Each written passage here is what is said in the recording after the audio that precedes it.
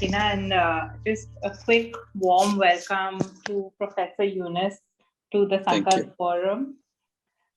We are absolutely delighted that you've been able to join us this evening. We definitely wish we could have hosted you in person, and hopefully one day we will. I'd also like to welcome Archana Shukla from CNBC TV 18, who will lead this conversation with you. But we're all very excited to have you here, and thank you again for joining us. Archana, Thank you. Well, yes, thank you so much, Urvashi, for giving me this opportunity, because it certainly is a privilege and an honor. And at the Sankalp Global Forum today, I have with me a man who's pioneered and transformed the way microcredit and microfinance is viewed across the globe.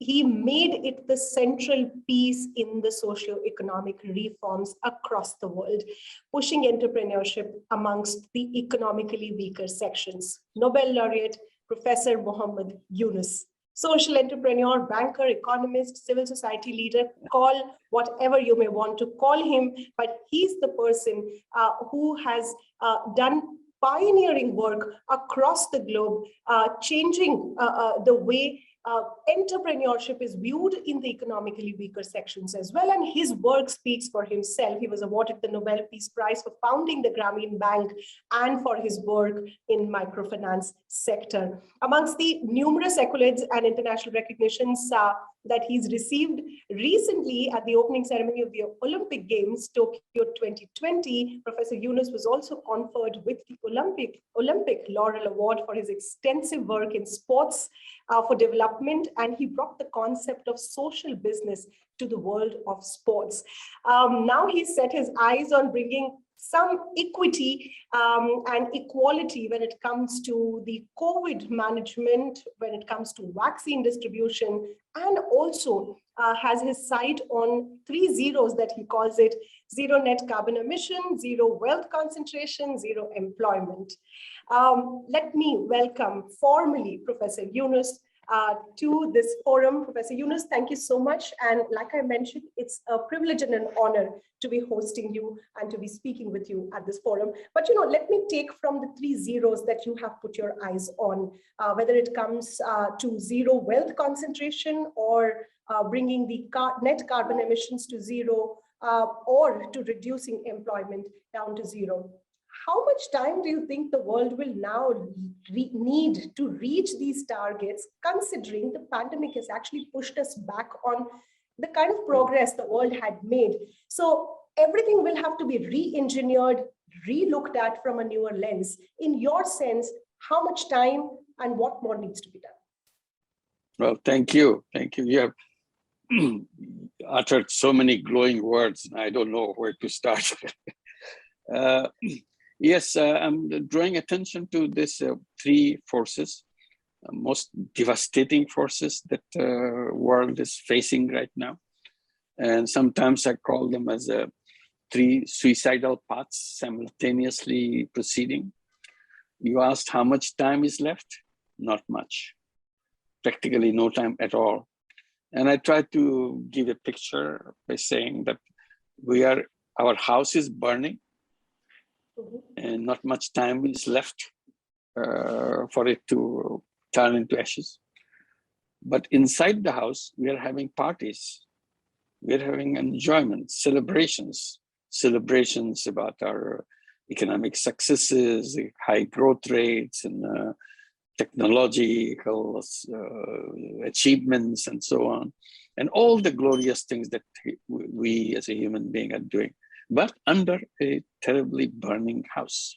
So we pay no attention whatsoever. We are talking about the 4th industrial revolution coming, what one fantastic thing to happen.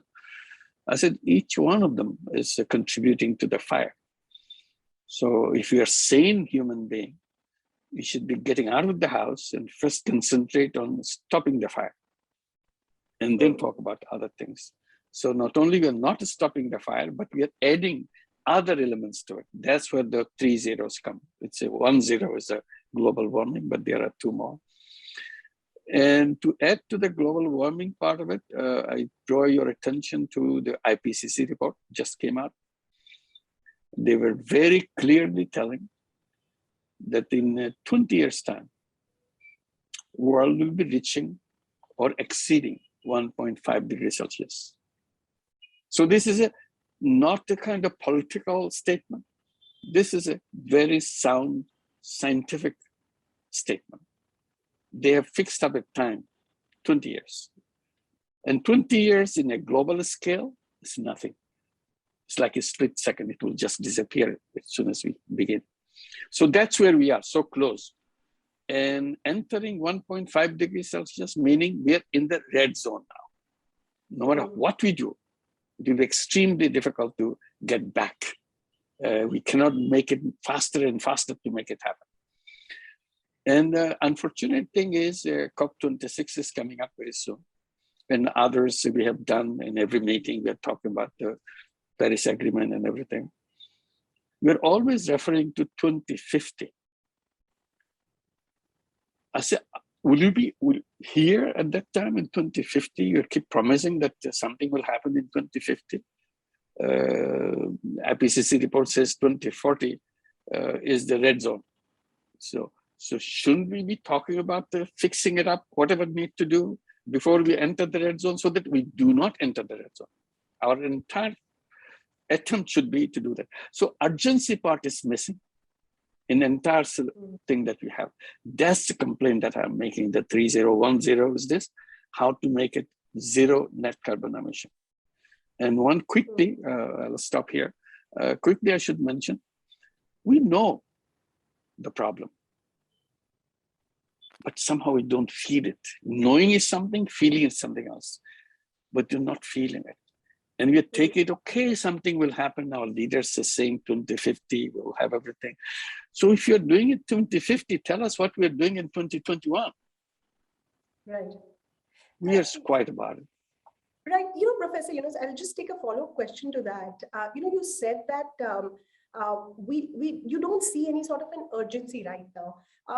Especially after the IPCC report, we've seen most of the corporates and the big companies talk about climate change. They're talking about, some of the programs that they're doing, and everyone's talking about the COP26 event in picture. But do you see big corporates and corporations actually making a reasonable shift in the way they do business?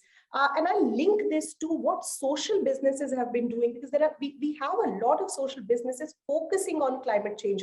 Do you see any of the large corporates following the footsteps of these examples that social businesses have put forward? I'll say that's a very innocent question, that what big corporates will be doing. Why should they? What is their purpose of doing it? You make them say something so that you're not disappointed. These are public relations statements, because their shareholders are not waiting for climate change. Their shareholders are ready right now to what profit you give me. So their entire focus is on profit maximization. So as long as you have profit maximization as the focus of your work, it's just a decorative piece here and decorative piece there, so that everybody is okay, we are doing something. Look how beautifully we have planted trees here. This is our garden. So what? So you have to come out if you have survival issue. This is a question of survival. All I'm placing now is our survival issue. But what the big company is doing, tiny thing here, tiny thing there, this may be symbolic thing for them, but it matters nothing for the whole world. So I don't count, as long as you're not shifting from your whole purpose of your company, that we are not here to make money with. For the time being, we suspend everything about profit making. First, save the planet. That's what I try to explain when I say house is burning, so that now we have to go and make sure we stop the fire first. Everything else in the subsidiary is pushed back. Right. That's the urgency part. That is the urgency part. And I'll again take from what you spoke about the stock markets and the profit maximizations. How can the world look at redesigning economics in the post-pandemic world? If we look at the stock markets, they are going they're on a constant upward trajectory. We are seeing a lot of investor money come into, but they are coming into the startups and the unicorn space. When we talk about redesigning economics in the post-pandemic world to undo the damage that the pandemic and the lockdowns have done, how can and what can be the way forward? Also, with the money that is coming in, how can that be channeled to social businesses? Yeah. That's why the suicidal part comes about, because they continue the stock market and everything they do. So unless you do the other way, redesign, reverse it, you're not going anywhere. You still the house continue to burn. I said, if you follow the old roads, you always end up with the old destination. So everything is, we are just following the old roads. We have not changed anything, simply adding a little in the vocabulary, this thing and that thing. But the machine is running the same way. So as long as we are in the same path, same road, we achieve, we go to the goal that we have set. That's the extinction. So today, our whole system, everything that we are doing today, global warming is one, two others I'll mention. It's making human being very quickly is the most endangered species on this planet.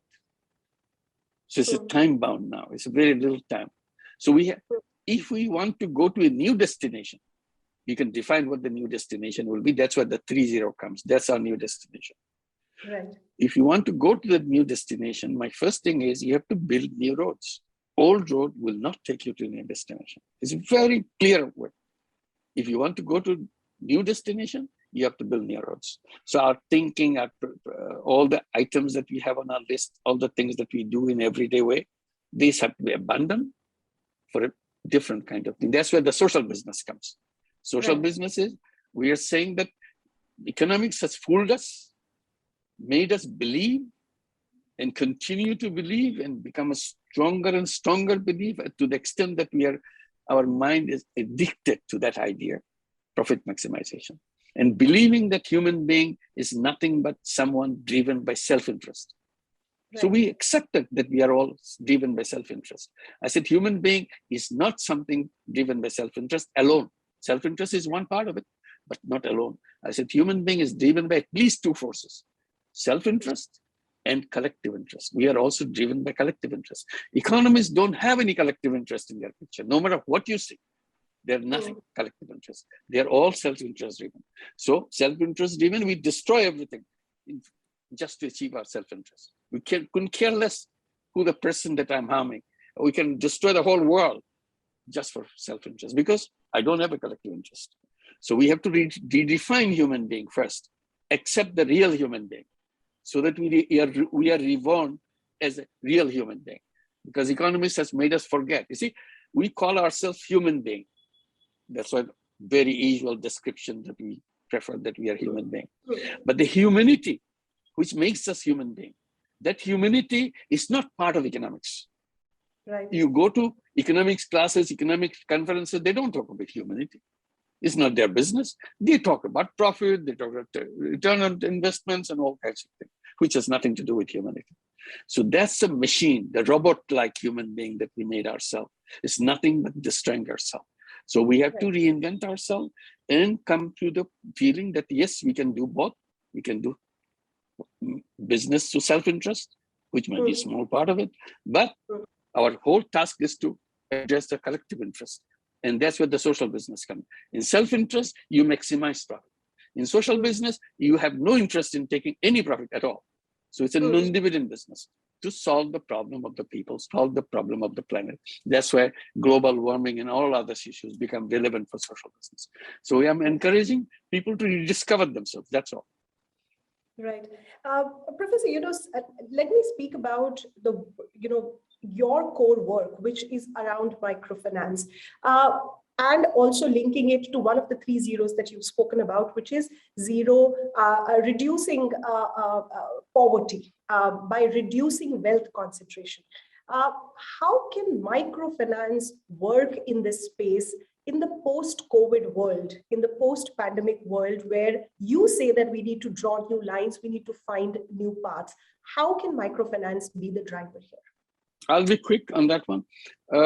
First thing is microcredit is one issue, but the broader issue that it's coming from is the wealth concentration. All the wealth of the world in the hands of the few people. You see, we talk about the pandemic, about the vaccines. This is another symbolic thing. The vaccine made us, the pandemic has made us see clearly who we are. Vaccine represents that. Vaccine is a knowledge which protects people. But that knowledge is kept as a prison, in a prison of profit. So we cannot take this knowledge which saves people because somebody is building a wall around it called a patent right. So they won't let you touch it. So let people die. Who cares? Because we are profit maximizers. So you put your money here, then we respond to you. Otherwise you don't. Maybe millions of people die. Who cares? So 80% of the vaccines go to the 10 lucky countries. And then this is one picture. The reason I'm saying that, same thing happens when you come to the wealth. 99% of the wealth goes to 10 countries. Only in a handful of people. But in yours, everything is concentrated in 10 lucky countries, nothing else. Yeah. Absolutely, sir. But I am looking for some solutions from you on how the world can deal absolutely. with So you have inequality. We set up the COVAX, the WHO worked on it, SAPI worked on it. But even then, countries have stocked up, stocks which will possibly expire in some months, and the other countries. Sure. Well, you again hit me on the very sensitive point.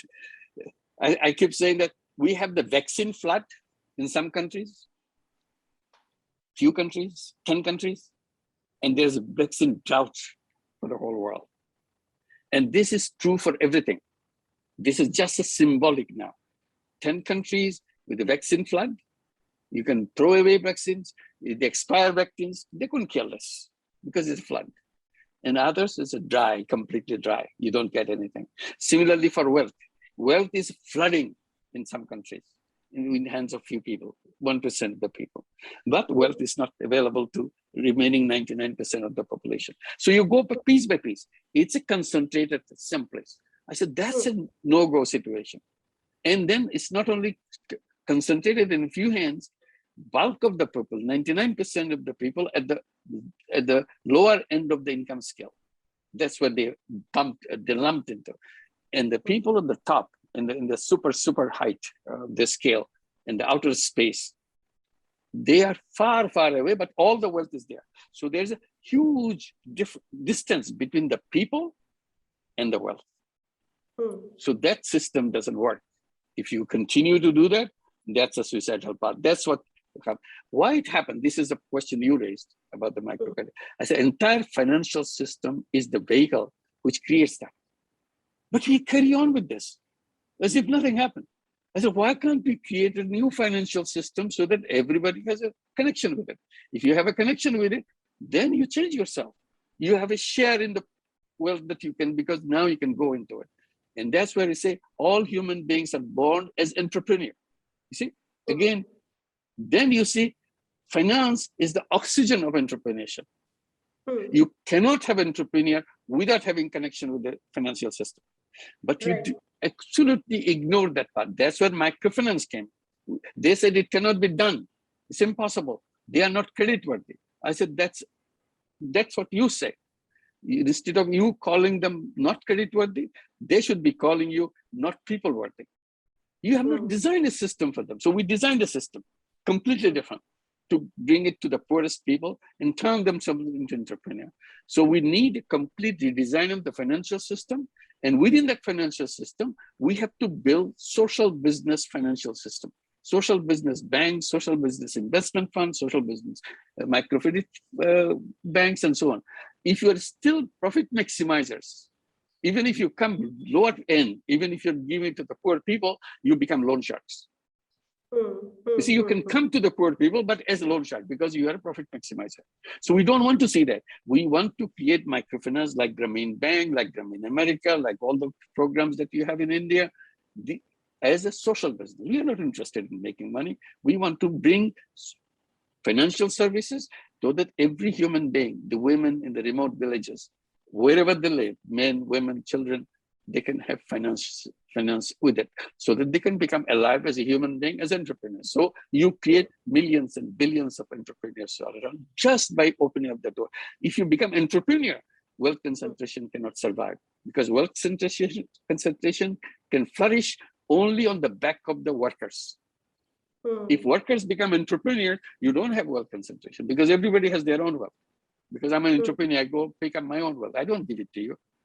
Now that financial system blocked me out, I have no other option but to come and work for you and give me a little petty thing. I collect all the wealth and give it back to you. Give it to you. I'm your slave. Sir, you spoke about the microfinance industry being actually the central piece and the theme that should, work towards reducing this wealth concentration as well. But if we look at that piece from the lens of the COVID pandemic and the impact that the pandemic has had, we are seeing that the microfinance industry itself is struggling, dealing with NPAs, because the people they lent to were not able to return their money. That industry itself, many of the microfinance institutions, small ones in India, we've actually seen shut shop or at least being on the verge of closure. How can this be put back in place?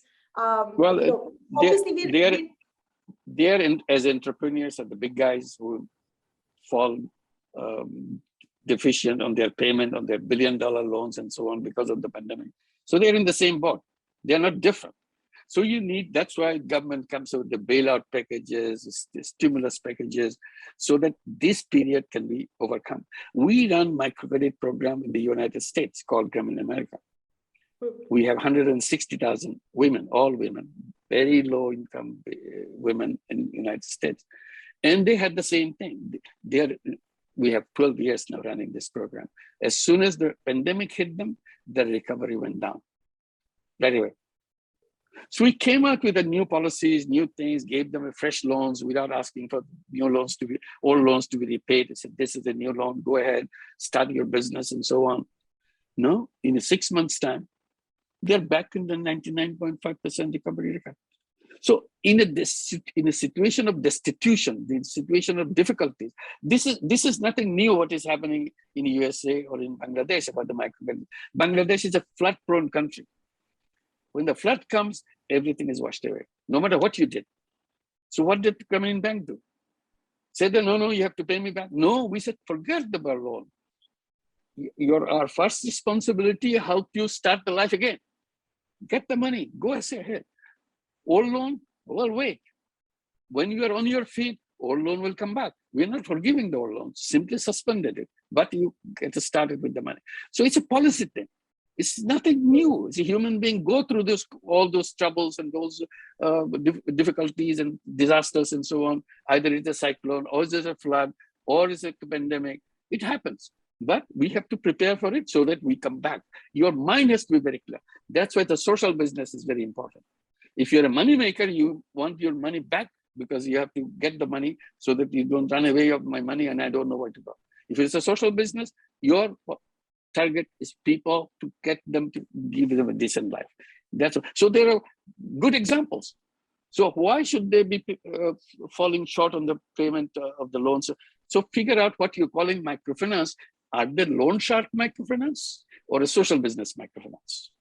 That's why Grameen Bank didn't fall into trouble. Our COVID is no less than your COVID. But have you heard Grameen Bank has to close down shop because they can't get the money back? No. This is the most important time that we should be extra vigilant to go to the people, the looks. We have to persevere and make sure that we get back. And we always promise to them, our life will be much better than what it used to be before the pandemic. So that's what the direction we should be. Right. So the hand-holding by the government and keeping that safety net in terms of policy interventions by the government will be the key. Not necessarily. Grameen Bank doesn't go to the bank for the money. Grameen Bank has its own money. So why should you think I have to run to the government? Grameen Bank has the money. All we do, you don't have to pay back now. I give you fresh loans. That's it. Okay. I have the money, I do that.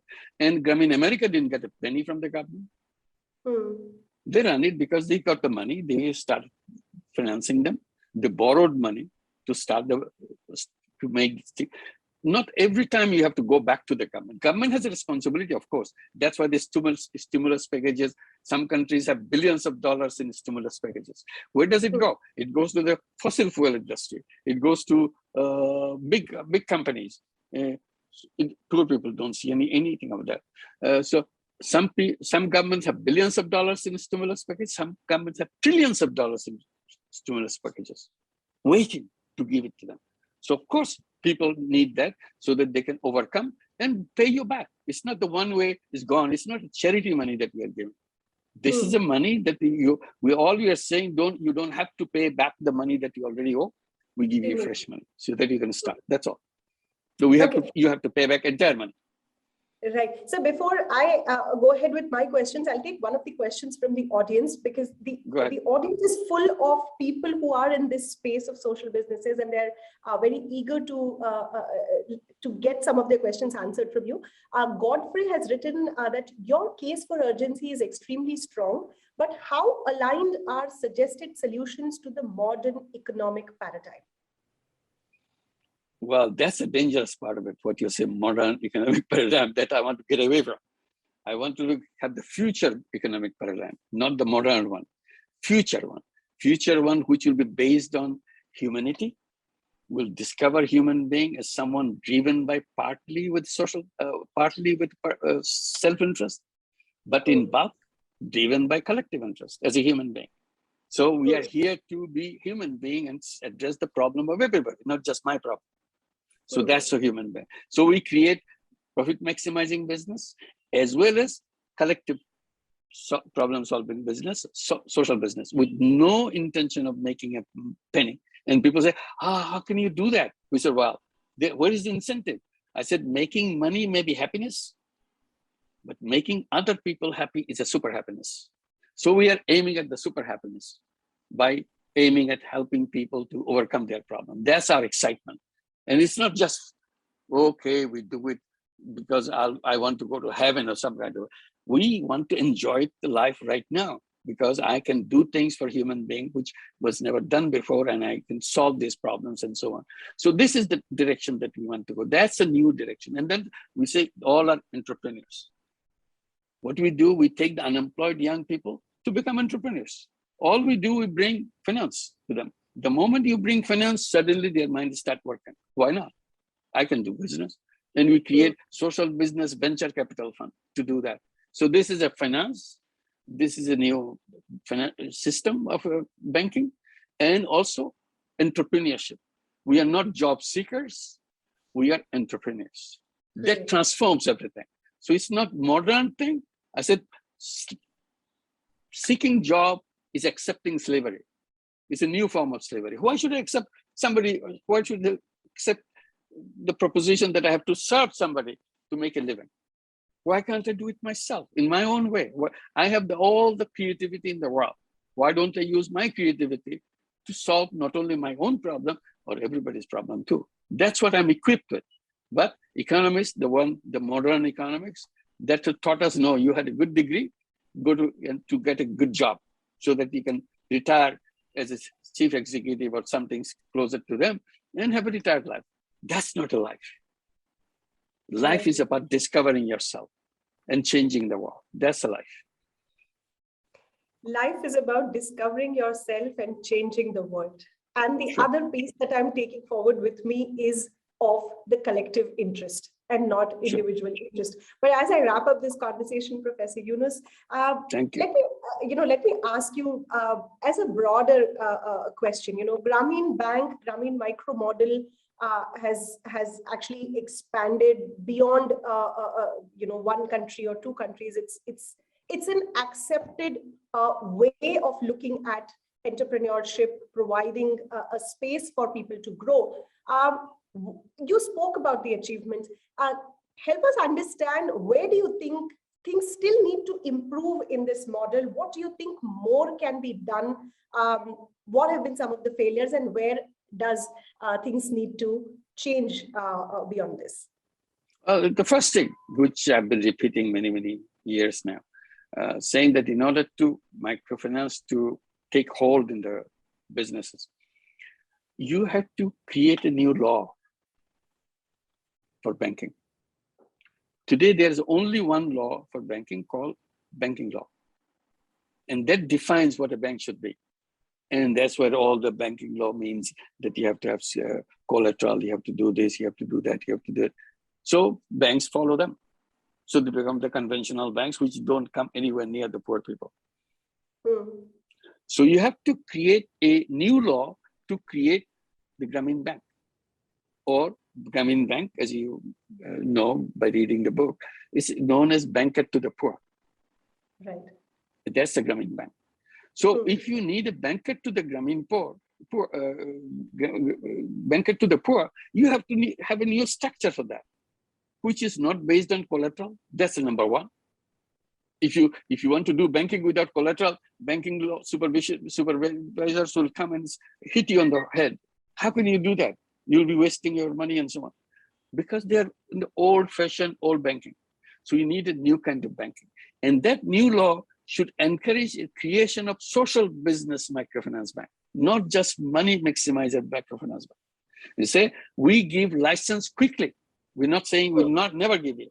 We give license quickly if you want to start a social business microcredit bank. So I apply for a social business microcredit bank, and it defines what is a social business microcredit. You don't want to do this bank to make money for yourself. You want to do it to help poor people to become entrepreneurs. And that's it. So then it will be created. Today, that law doesn't exist. This law doesn't exist. Do you see countries and governments taking that step forward in that Grameen Bank is a good example. Grameen Bank started with a new law. Yeah. Grameen Bank has its own law. That's why it could flourish, because we could push everything into that law. And then you continue. Then others followed, but they have no law. So they became NGOs. You see, if you talk about microfinance, you see it's all run by NGOs. Anything you see microfinance with the banks or bank-like institutions, these are profit maximizing businesses. Most of them turn into loan sharks when they come to the poor people. So the whole title of loan shark, go with money making with the poor people by lending money. That's it. So if you want to avoid that, you have to reverse it. The law says you can run this banking as a social business. Then I give you a license. Then you do it. Why do you do it? Because I enjoy it. Because I see people are coming up, their children are coming up as entrepreneurs and so on. I see my life is fulfilled. This is what I wanted to do. And that's excitement that I say, making other people happy is a super happiness. So that's why you're excited about it. That's why NGOs do it. What do the NGOs get? They don't get profit. Their pleasure is they're doing something which is not done by the businesses. So they do it. But they have no legal recognition. So after all these years of microcredit, all the excitement you said, banker to the poor, made you many years back, and so many awards they have given us for this, and including the Nobel Peace Prize. Has the banking system changed? No, nothing has changed. Which is so good. Why does it change? Because the law doesn't change. If you have a separate law, then people come through that window. Okay, I want to create a social business microfinance bank. And I'll do that. And I'll make all the unemployed young people into entrepreneurs. And we do that. We created a separate company, create social business venture capital fund. We tell the unemployed young people, come with a business idea. And we invest in your business. It's our money and your idea. And you make it successful, you just return the money to us. We are not interested in taking profit out of you. Profit belongs to you. You just return the money that I gave you. And people love that. So we have thousands and thousands of young people coming, getting investment and returning our money. And people say, oh, why should they return that? So you ask all the microcredit borrowers, why should they give the money back? And you raised it 50 years back, you had the same question. Still you have the same question, why should they pay back? But they pay back. So just because you don't know doesn't mean it's not true. It's true, people do pay back. That's what I'm telling about. Even in the United States, which is where we do the banking, where these people don't even have documents to prove that they belong to the country. Undocumented women getting money from a financial institutions without any collateral, without anything, and pay back with 99.5% and above. That's the reality of the life. It happens. So just because you cannot believe it doesn't mean it doesn't happen. So if it happens in Bangladesh, it happens in India, it happens in the United States, it happens in Mexico, why can't it happen everywhere? All we need is a law. And that's what we are trying to argue with everybody, all the legislators for years and years. They create parliamentary committees to examine and so on and stay there. Never come to the floor.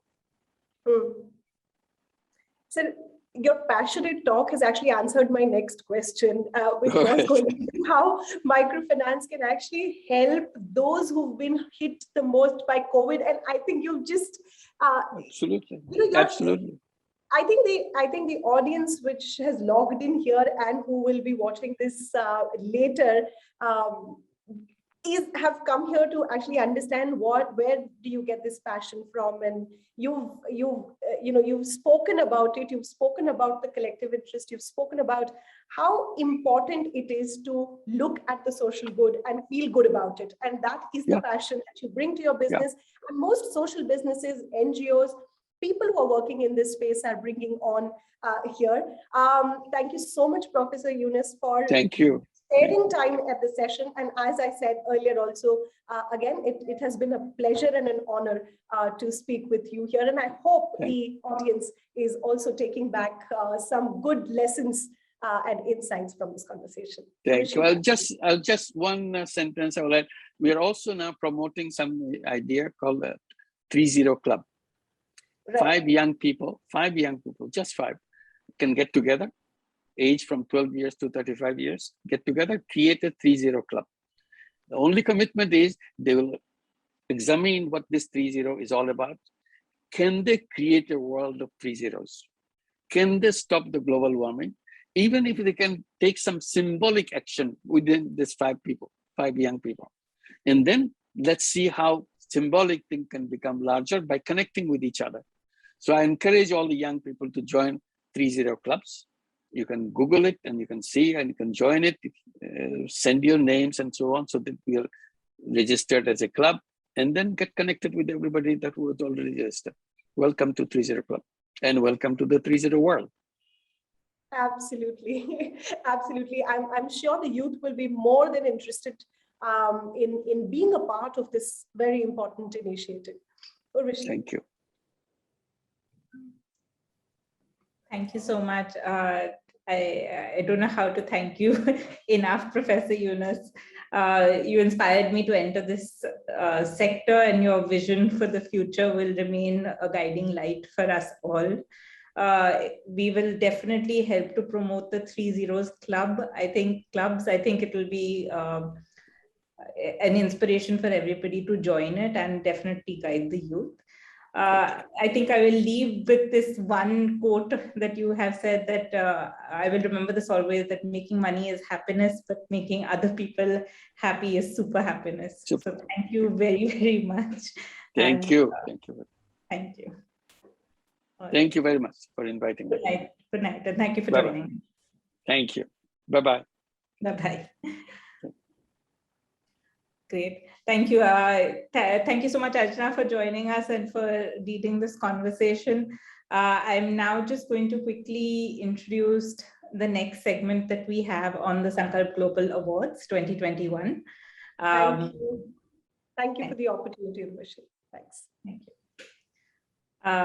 One of the biggest factors that attracted me to work with Sankalp nearly 3 years ago was the opportunity to work directly with entrepreneurs and help them in their journey to scale.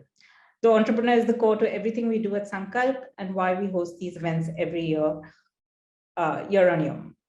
So it is with immense pleasure that I welcome Margaret Nakunza from our office in Nairobi, who will announce the winner for the agriculture sector of the Sankalp Global Awards 2021. Welcome, Margaret.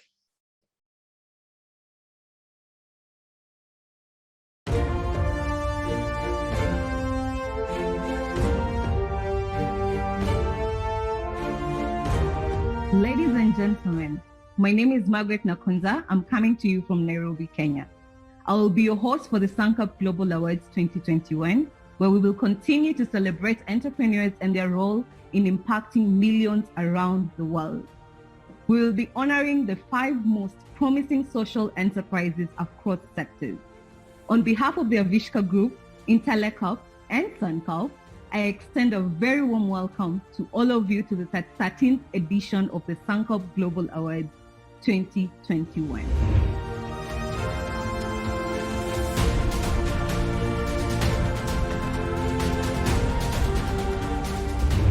The Sankalp Awards are one of the Global South's most prestigious social enterprise awards. Over the years, Sankalp has recognized more than 2,400 social enterprises and channeled more than $270 million to high-impact businesses. The awards are designed to support young companies and recognize their impact, which is successfully steering change. This year, we had an overwhelming number of entries with over 250 applications from 52 countries globally. Each enterprise went through 3 rounds of assessments, and finally, 10 of the best enterprises pitched to a esteemed grand jury from Asia, America, and Africa. Now I'd like to introduce the agriculture sector. Over 1 billion people worldwide work in the agriculture sector, which generates over $2 trillion for the global economy. In underdeveloped countries, agriculture provides more employment than any other industry, and these economies rely on agriculture for a significant portion of their GDP. Women specifically comprise 45% of the agricultural labor force in developing countries. Over the last century, the global population has quadrupled, and food demand is expected to increase anywhere between 59% to 98% by 2050. Despite this increase in food demand, productivity levels remain low, and subsistence farming is the norm in developing economies. Over 80% of the world's farmers are smallholders whose incomes are negatively impacted by low productivity and increased vulnerability due to erratic weather patterns and climate change. The use of technology can significantly impact farmers' incomes by helping improve productivity, reduce the cost of cultivation, fetch better prices for their produce, and help mitigate the negative impact arising from weather fluctuations. We'd like to feature 2 enterprises today who are focused on addressing these issues. Our first nominee is Farm on Wheels from Nigeria.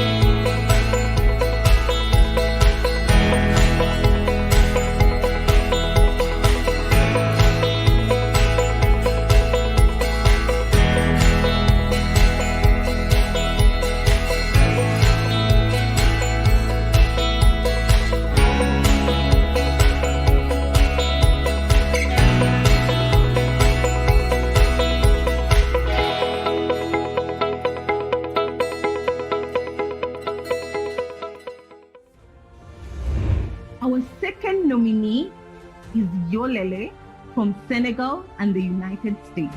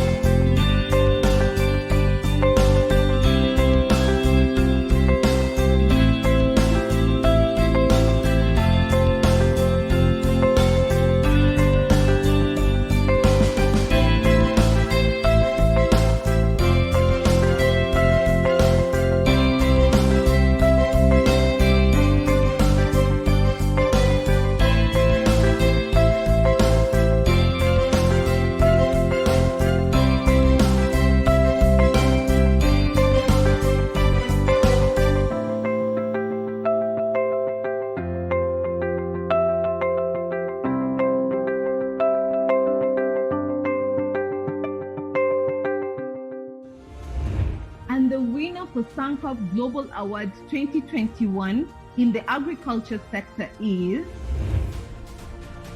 Yolele.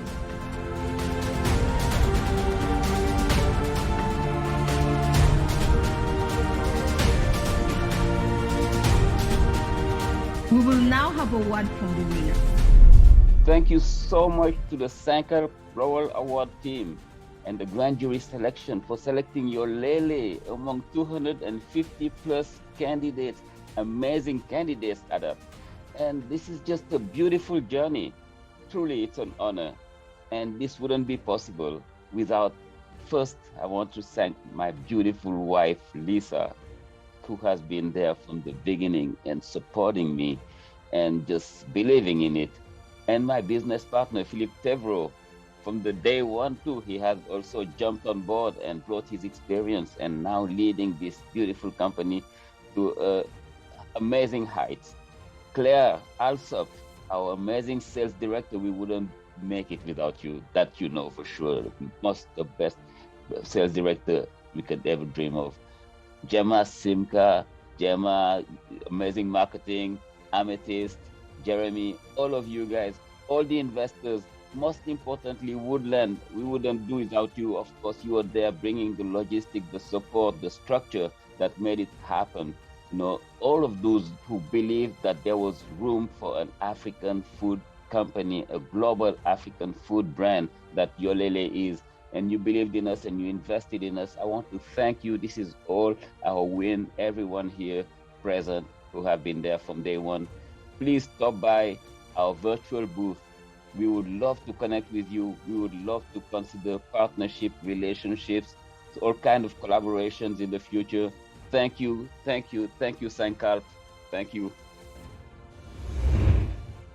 Thank you for tuning into the Sankalp Global Awards 2021. Please join me in congratulating the winner and all of Sankalp Awards finalists. You can visit the enterprises in the virtual exhibition space to learn more about them. If you're interested in investing in any of these amazing companies, please feel free to reach out to me via the virtual platform. I hope you enjoy the remainder of the summit.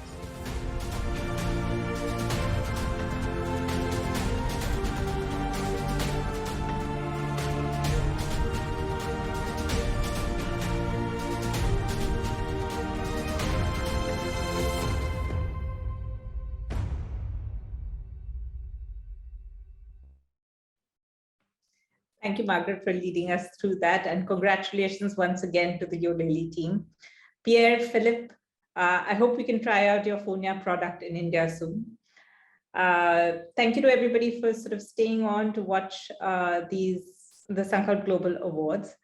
Remember, do log into our networking platform, Brella, to connect with these incredible entrepreneurs. If you are having trouble gaining access, please do drop us a note and we'd be happy to help you out. Just a quick note to say we're not done for the day. We are an incredibly mighty team that works very hard. And in about 10 minutes, we'll be having our first entrepreneur slumber party with the Cartier Women's Initiative. You don't want to miss these 6 fabulous women entrepreneurs who are changing the world sustainably and profitably. In case you missed any of the sessions earlier today, we are adding them to our virtual event platform. Just go onto the schedule, toggle it on to see past content, and you will be able to catch up on any of the sessions you may have missed. Have a wonderful rest of the day and enjoy the rest of Sankalp. Good night.